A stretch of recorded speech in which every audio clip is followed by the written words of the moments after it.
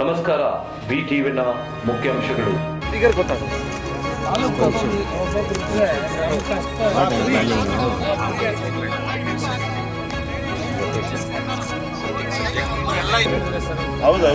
ಹಿಂದೆ ಬಿಜೆಪಿ ಸರ್ಕಾರ ಇದ್ದಾಗ ಹಿಂದೆ ಇದ್ದಂಥ ಶಾಸಕರು ಏನೆಲ್ಲ ಮಾಡಬಹುದು. ಈಗಾದ್ರೂ ನಮ್ಮದು ಸಮ್ಮಿಶ್ರ ಸರ್ಕಾರ. ಗೋಲ್ಡನ್ ಚಾರಿಟ್ ತಂದೆ ತೇರು ಹೇಳ್ತಾರೆ. ತಂದೆ ತೇರಿಗೆ ಅಪ್ಪನಾಗಡ ಧರ್ಮರಾಜನೇ ಗೆಲ್ಲೋದು, ಅರ್ಜುನನೇ ಗೆಲ್ಲೋದು. ಯಾವುದೋ ಎಲ್ಲಿಂದ ಬಂದು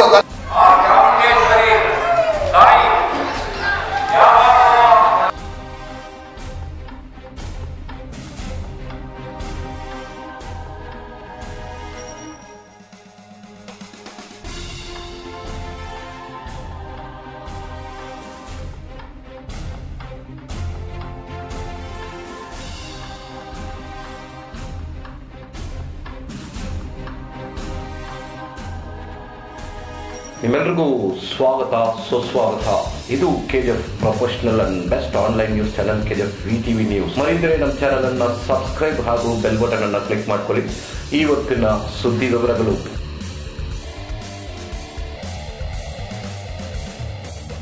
ಬೆಮಲ್ ನಗರ್ ಹಾಗೂ ಕೋರಮಂಡಲ್ ರೈಲ್ವೆ ಸ್ಟೇಷನ್ಗೆ ಪ್ಲಾಟ್ಫಾರ್ಮ್ ಎಕ್ಸ್ಟೆನ್ಷನ್, ಉರ್ಗಂ ರೈಲ್ವೆ ಸ್ಟೇಷನ್ಗೆ ಓವರ್ ಹೆಡ್ ಬ್ರಿಡ್ಜ್, ಇದಕ್ಕೋಸ್ಕರ ಭೂಮಿ ಪೂಜೆಯನ್ನು ನಡೆಸಿದ್ರು. ಉರ್ಗಂ ರೈಲ್ವೆ ಸ್ಟೇಷನ್ನಲ್ಲಿ ಪಾಲ್ಗೊಂಡಿದ್ದರು KH ಮುನಿಯಪ್ಪ MP ಹಾಗೂ ಶಾಸಕರು, parliamentary secretary Shrimati M Roopakala ಅವರು. ಅದೇ ರೀತಿಯಾಗಿ ಮಾರಿಕೊಪ್ಪಂ ಟು ಕೊಪ್ಪಂ ರೈಲ್ವೆ ಲೈನ್ ಎಕ್ಸ್ಟೆನ್ಷನ್ಗೋಸ್ಕರ ಭೂಮಿ ಪೂಜೆಯನ್ನು ನಡೆಸಿದ್ರು ಮಾರಿಕೊಪ್ಪಂ ಪಂಚಾಯಿತಿ ಲಿಮಿಟ್ಸ್ ಅಲ್ಲಿ.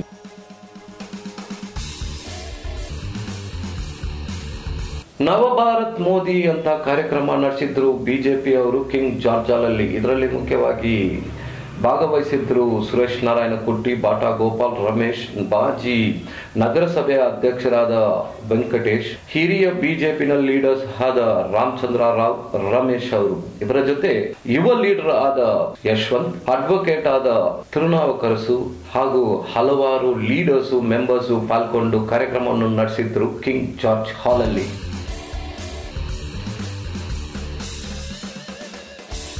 ಕೋಟಿಲಿಂಗೇಶ್ವರ ಸ್ವಾಮಿ ದೇವಸ್ಥಾನದ ಧರ್ಮಾಧಿಕಾರಿಗಳಾದ ಡಾಕ್ಟರ್ ಶಿವಪ್ರಸಾದ್ ಅವರು ಉಚಿತ ಕ್ಲಿನಿಕ್ ಇನಾಗ್ರಲ್ಗೋಸ್ಕರ ಪಿಚ್ಚಲ್ಲಿ ಗ್ರಾಮದ ಎಲ್ಲ ಸದಸ್ಯರನ್ನು ಭೇಟಿ ಮಾಡಿ ಇನ್ವೈಟ್ ಮಾಡಿದ್ರು. ಪಿಚ್ಚಲ್ಲಿ ಗಂಗಮ್ಮ ದೇವಸ್ಥಾನದಲ್ಲಿ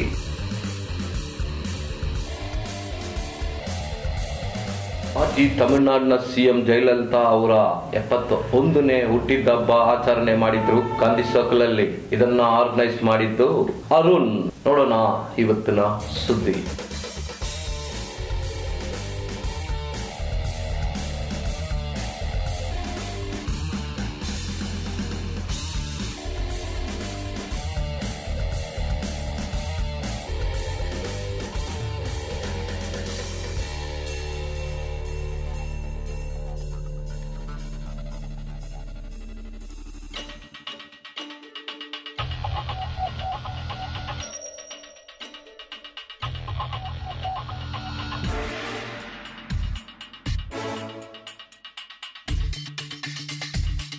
ಯಾಕಂದ್ರೆ 30 ವರ್ಷದಿಂದ ಅಲ್ಲಲ್ಲ ಆಗಬೇಕು ಅಂತ ನಮ್ಮ ನಂಬಿಕೆಯಲ್ಲಿ ಇದೆ. ಅದನ್ನ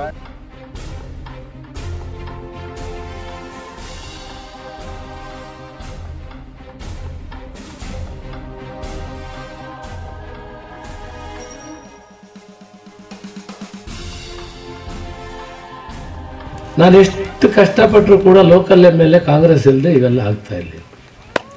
ಒಬ್ಬ ಲೋಕಲ್ MLA ನಂದು, ನನ್ನ ಊರು, ನನ್ನ ಕೆಲಸ, ನನ್ನ ಜನ ಅಂತ ಭಾವನೆ ಬಂದಾಗ ಮಾತ್ರ ಇವೆಲ್ಲ ಸಾಧ್ಯ.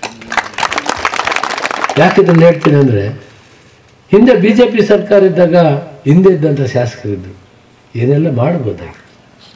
ಈಗಾದರೂ ನಮ್ಮದು ಸಮ್ಮಿಶ್ರ ಸರ್ಕಾರ. ಆದರೆ ಮನಸ್ಸಬೇಕು, ಮನಸ್ಸಿದ್ದರೆ ಮಾರ್ಗ ಅಂತ ಆ ಕೆಲಸವನ್ನು ರೂಪಮ್ಮ ಮಾಡ್ತಾ ಇದ್ದಾಳೆ.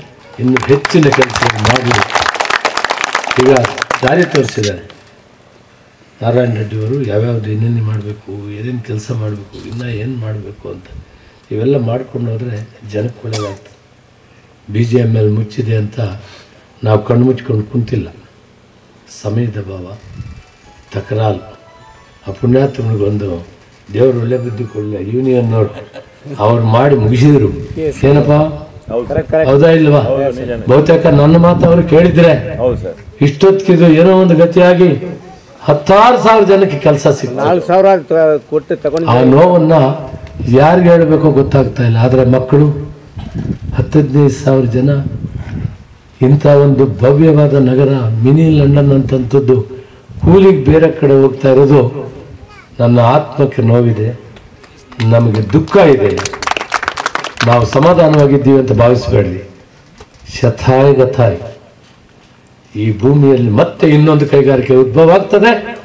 ಮನೆ ಮನೆಗೂ ಇಲ್ಲಿವರೆಗೆ ಮೊದಲು ಕೆಲಸ ಕೊಟ್ಟು ಬೇರೆಯವರಿಗೆ ಕೆಲಸ ಕೊಟ್ಟು, ಇದು ನಮ್ಮ ತೀರ್ಮಾನ. ಅದರ ಪ್ರಯತ್ನದಲ್ಲಿ ಮುಂದೆ ಸಾಗಿದ್ದೀವಿ.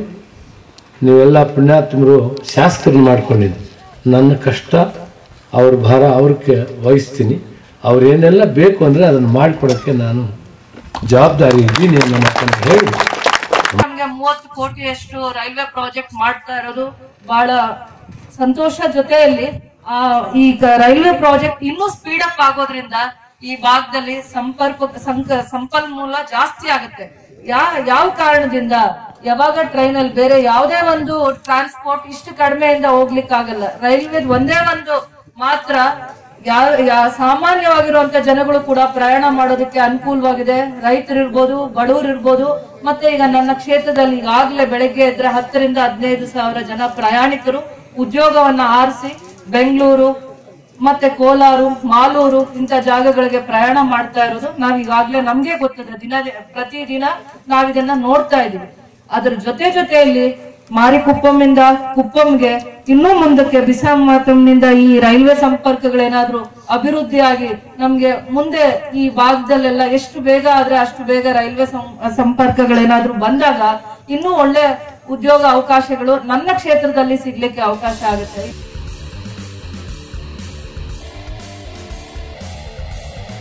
ಅವ್ರು ಬಂದಾಗ ನಮ್ಮ ಯಾರನ್ನ ಇದ್ರು ಕಂಡಿಲ್ಲ, ಅವ್ರಿಗೆ ಯಾರು தேவையோ அவர்களை கூட வச்சுக்கின்னு அவங்களுக்கு போஸ்ட் கொடுத்து அவங்கள லிஃப்ட் பண்ணிருப்பாங்க. அதனால் நம்ம ஒன்றும் குறைச்சி போகுது. நம்ம எப்பவுமே அப்படியே தான் இருப்போம். கோல்டாகவே தான் இருக்கும். தகரெல்லாம் அடிபட்டு கடைசியாக கைலாங்கடிக்கு போகும். அவர் எப்படி ஸ்வீப் ஆனார் அப்படின்றது இங்கே இருக்கிற ஒவ்வொரு காரியக்கர்த்தர்கள் எல்லாருக்குமே தெரியும். நான் ஒரே விஷயம் சொல்லிக்கிறேன். என்ன எனக்கு வந்து டிரெக்ஷன் கொடுத்துட்டாங்க, அதெல்லாம் பேசக்கூடாதுன்னு சொல்லிட்டு. இந்த கோல்டன் சேரிட் தங்க தேர் எடுத்துட்டாரு. ஓஹா ஆஹா, ஏய் தங்க தேருக்கு அப்போ நாங்கடா வெங்கடேஷனுங்கிறாரு, ராஜீவ் பாலனுங்கிறாரு, ராமச்சந்திர சாமிங்கிறாரு, விஹெச்பி கணேசனுங்கிறாரு, என் நண்பன் சிட்டியா வந்து உட்காந்துக்கிறான் சந்தோஷ், உமேஷ் கொடுக்குறேன். நானெல்லாம் சேர்ந்து தான் அந்த தங்கத்தேருக்கு ஃபவுண்டர். நாங்கள் தான் தேரை எட்டுது. இவன் வந்து நான் தான் ஃபவுண்டர்னு சொல்லிட்டு ஃபேஸ்புக்கில், ட்விட்டரில், வாட்ஸ்அப்பில் போட்டுக்கிறோம். அதுக்கு தாய் தந்தை தகப்ப எல்லாம் நாங்கள். அதுக்கப்புறம் நீ வந்து சிட்டியாக நீ உள்ள நுழைக்கிட்டு ட்ராமா பண்ணி மறுபடியும் பவருக்கு வரதுக்கு ஒரு வாய்ப்பு. நீ வந்து இன்றைக்கும் கூட ஆன்டி பார்ட்டி ஒர்க் தான் நீ பண்ணுகிற. நீ எம்எல்ஏ குமாரசாமி கூட போனவ, நீ முன்னத்து நாடு கூட ரசானில் இருந்தவ நீ. அதற்கு அடுத்து 2 முறை நமது கட்சிக்கு கிடைத்த பொன்னான 2 வாய்ப்புகளை நாம் தவறவிட்டுவிட்டோம். நிச்சயமாக என்னுடைய கருத்து, பாரதிய ஜனதா கட்சி இங்கே வெற்றி பெற்ற போதிலும் அந்த வாய்ப்பை பயன்படுத்தி மக்களை சென்று அடைந்து இந்த கோலா தங்கவேலுக்கு என்ன செய்திருக்க வேண்டுமோ அதை செய்ய நாம் தவறிவிட்டோம். இன்னைக்கு ஓல்டு திரும்பி பார்க்குது நம்மள இந்தியான்னு சொன்னால் ஓல்டு. வாஜ்பாய்க்கு அப்புறம் வந்துட்டு இன்னைக்கு இந்தியாவை பற்றி பேசுதுன்னு சொன்னால், ஓல்டு நாள் பேசுதுன்னு சொன்னாக்கா நரேந்திர மோடி தான் காரணம். இந்த ஒரு அமைப்புக்கு நாளைக்கு ஒரு வாட்ஸ்அப் குரூப் வந்து தயார் பண்ணுவாங்க. இந்த வாட்ஸ்அப் குரூப்ல இங்க வந்திருக்கிற அத்தனை பேருக்கு ஃபோன் நம்பர் எல்லாம் கொடுக்குறீங்க தானே? அந்த ஃபோன் நம்பர் வந்துட்டு எல்லாரும் ஃபோன் கனெக்ட் ஆகும். அந்த கனெக்ஷன் எடுத்துக்கின்னு நீங்க உங்களுக்கு வந்ததை வந்துட்டு அப்படியே வந்து ஓட்டர்ஸ்க்கு வந்து உங்க ஃப்ரெண்ட்ஸுங்களுக்கு வந்துட்டு எவ்வளோ பேருக்கு ஷேர் பண்ணணுமோ, யாராருக்கு வந்துட்டு எந்தெந்த ஷேர் பண்ணணுமோ, நரேந்திர மோடியுடைய அவங்க அச்சீவ்மெண்ட்ஸ் என்னென்ன வருதோ அதை அதெல்லாம் வந்துட்டு அதில் வரும்போதெல்லாம் வந்துட்டு நீங்கள் தப்பே பாசம் பண்ண வேண்டியது நிறைய வேலை இருக்குது. இந்த வேலையில் வந்துட்டு நம்ம ஒரு நிமிஷமும் வந்துட்டு இன்னைக்கு நாளைக்கு இந்த எலெக்ஷன் வர வரைக்கும் நம்ம அதை வேஸ்ட் பண்ணாத நடக்கணுன்றது ஒரே ஒரு காரணத்தினால தான் இந்த சபையை